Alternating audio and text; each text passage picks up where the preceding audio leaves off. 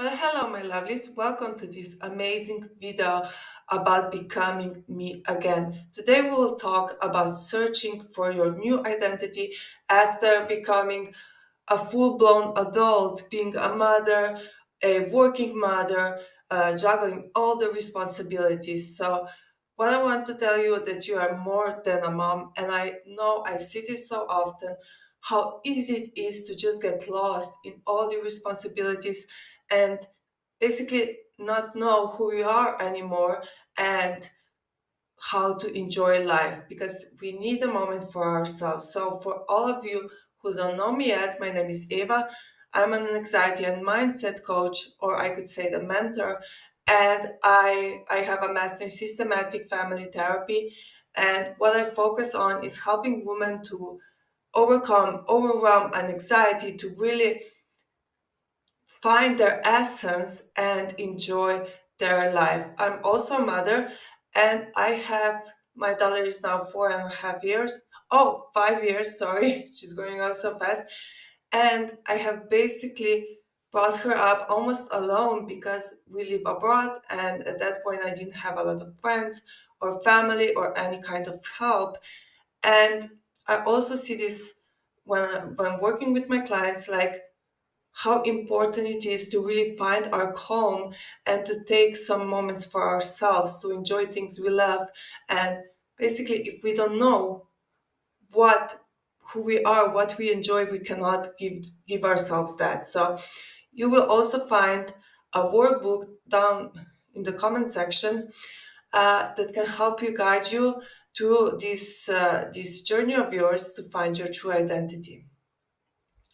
So we will start with talking about the science behind your changing identity, right? Because this happens so often, not just because we are weird or we forgot who we are, but it's basically scientifically proved. But it happens because our body goes through all these changes and it's totally normal, right? So, first thing is that motherhood physically reshapes the brain because our body is preparing to take care of another human being, and the world's survival is depending on this human being, right? Our kids have to be healthy, protected, so the world can go on, and this is evolutionary, and that's why it happens so often because basically the evolution forces us not to put ourselves first. But however, of course, our kids are important, but we also have to put ourselves first just a little bit. And there is also, if you look at it from the generational point of view, what we women have to do today, that there is no period in the whole history of the world where we would have to do so much, and that's why this is so heavy right now, right? So researchers shows structural changes in gray matter during pregnancy and postpartum. Key areas affected include empathy, attachment, and decision making. So this is basically all just to prioritize the baby because they help you bond, protect, and keep your baby safe. There are also a lot of hormonal shifts, like oxytocin increases to support connection and bonding. Cortisol, the stress hormone, may spike, especially because of the lack of sleep and support. These chemical shifts can alter your memory, focus, and emotional regulation. Now we are to this crazy mix, we are adding working responsibilities, especially in America or here in Switzerland where I live, where maternity period is so short. I mean, it's quite crazy, right? We are going to work after giving birth, no matter all these changes that just happen in our body. So, I mean, of course, it can be super stressful. So your brain is constantly shifting between emotional caregiving and professional performance. We are already lacking of sleep, and now we are having this switch all the time. But at one side, we are still thinking about, is our baby safe? Is he good? Has he eaten? And on the other side, we are already trying to perform at our jobs the same way we did before, right? Because the social norm is so high to be the same worker as we were. And this can create mental fatigue, internal conflict, and a sense of fragmentation. We were talking about postpartum, but these changes, we are dragging them through our life, right? They don't just disappear after our child is 3 years old. So you may still feel wired for hyper responsibility even when your kids are older. Emotional labor remains high. You are still the default manager of everyone's needs. So it's so easy to forget on our own. Decision fatigue continues because your brain learned to multitask survival. And what began as a biological shift often becomes a mental pattern. Now, examples of these are you still feel guilty taking time for yourself. You struggle to make small decisions. Your brain is still scanning for everyone needs. You feel like you're living for everyone but yourself. Now, why is it so easy to lose ourselves? There are cultural expectations, and they have shaped female identity for generations. So just think about it. Once we are getting married, we take our husband's last name, and this means we literally have to forget who we were and become a new person with a new identity. It's a like really strong symbolic behind it. And traditional roles expected women to become someone new after marriage or motherhood. We in this new identity we can simply lose our former habits and passions. You stop engaging in activities that once lift you up, not because you don't love them, but because there is no time or space, or you simply don't feel safe enough to be who you are because you believe, because it was socially imposed on you that you are this new person. Now we become hyper focused on caregiving, performance, and maintaining order. And no one prepares you for the identity shift. Society tells you you have to have it all, but rarely provides the tools for self connection. The change happens gradually, often unnoticed, until you feel disconnected or overwhelmed, right?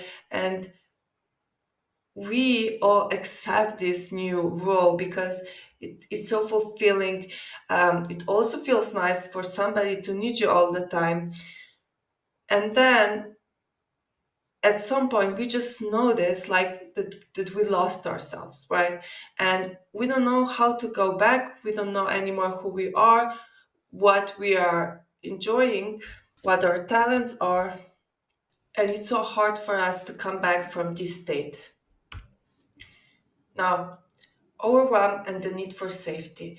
Like rediscovery requires a sense of safety. And we are talking we are talking about emotional safety, like feeling loved, secured. We can also talk about financial safety, stability or support, or nervous system regulation. We have to feel calm and not be stuck in survival mode. And being stuck in a survival mode can be so easy because we just have so much to do that we are just like running through the day, working, working, working, and try not to think or to feel too much. Because if we would stop, we would feel guilty about it, right? We still have so much to do. We cannot just put our legs in air.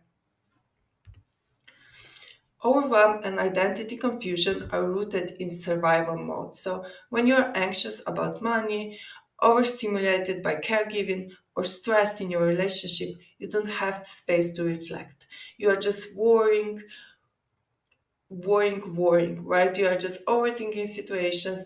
And the truth is, it is life. There will always be something going wrong, right? But if we are connected with ourselves and in our true element, it's it's so much easier to really like deal with this kind of stuff and deal with this kind of pressure.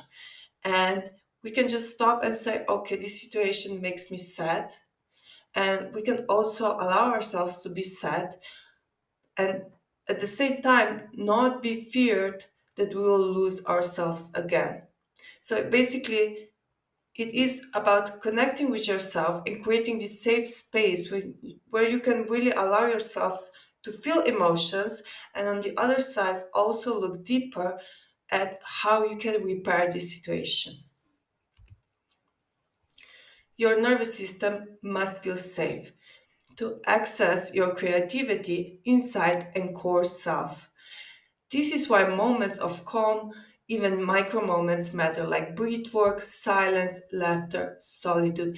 And here, basically, I'm not going to go into depth in it. I already explained this in another course that I have in my More Than Overwhelm community, where we are in a survival mode.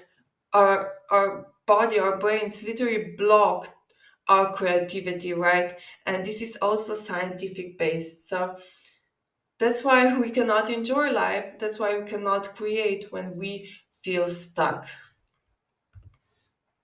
Now, you have to start small, like really with 5 minutes reconnection moments. You can journal like who you were before, what used to make you feel alive. Uh, Also, think about how you can combine this, like being a mother, and how you can look for activities that you liked before, but will also work for you today as a mother, as a worker, right? Ideally, you could look what makes you happy and find a job that makes you happy, right? It's just about connecting with yourself, allowing yourself to feel, and really thinking about what is there inside you that you are currently not connected with. Revisit your past. I also sometimes I also take my clients to think about their childhood. What did they love doing and make them feel relaxed? And it can be something super simple like flying a kite or painting or anything, right?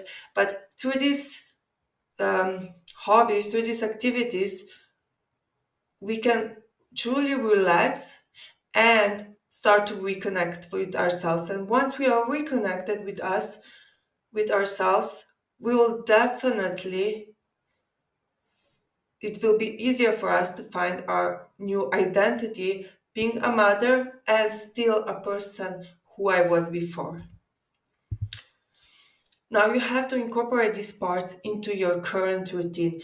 As I already mentioned, you will find a workbook that will guide you through all this, thinking about who you are. So it's going to be a bit easier, but here we can only talk about theory because this work again is so individual.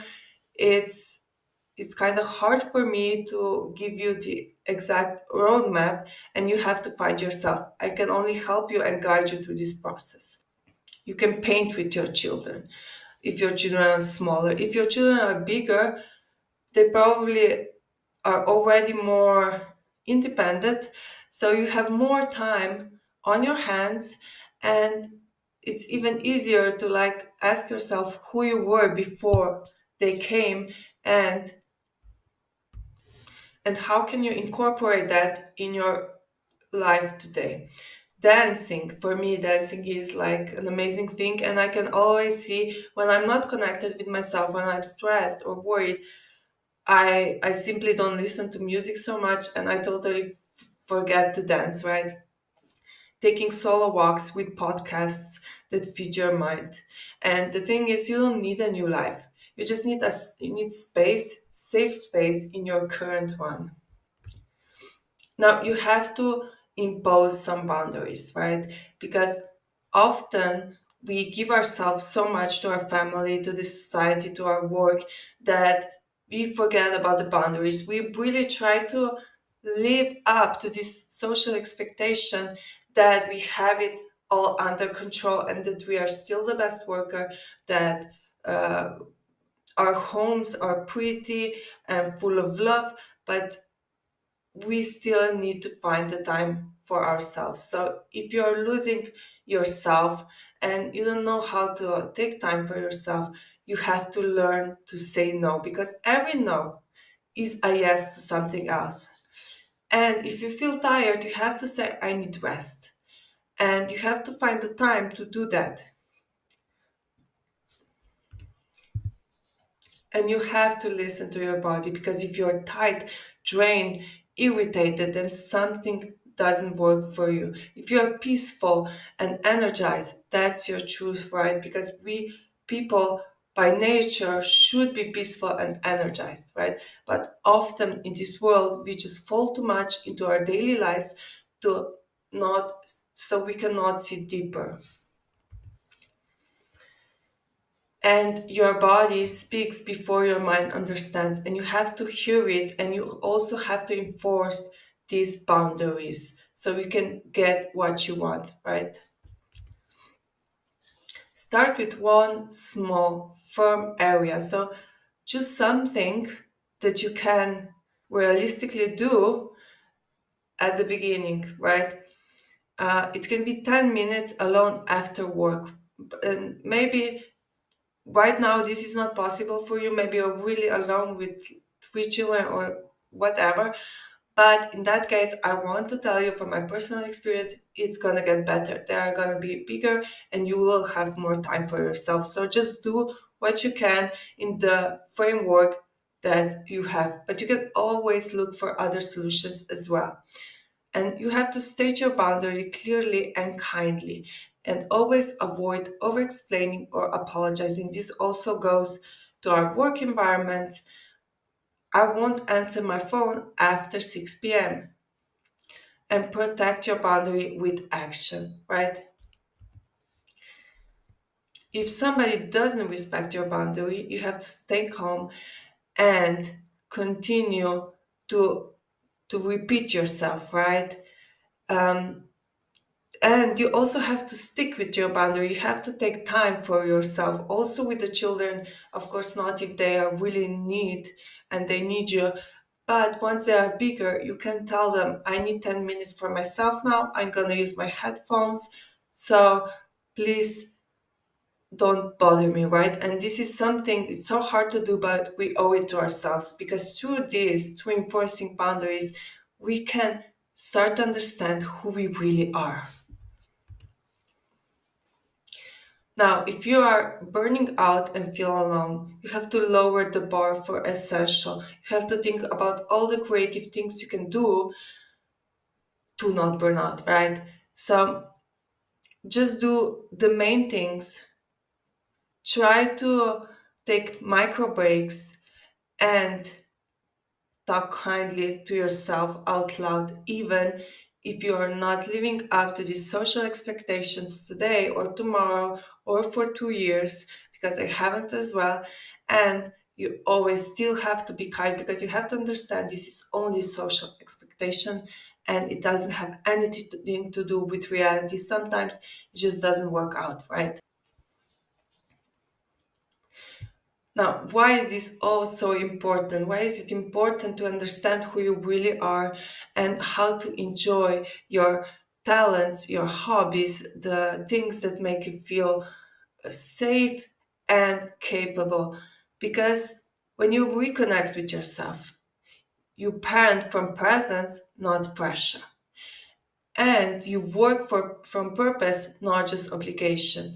And you stop performing and start embodying. And that's at this point is where we are really our full selves, when we are doing things that we love, and we also know what we are capable of, right? Because if we are in survival mode and only running from one thing to another, we cannot give our best.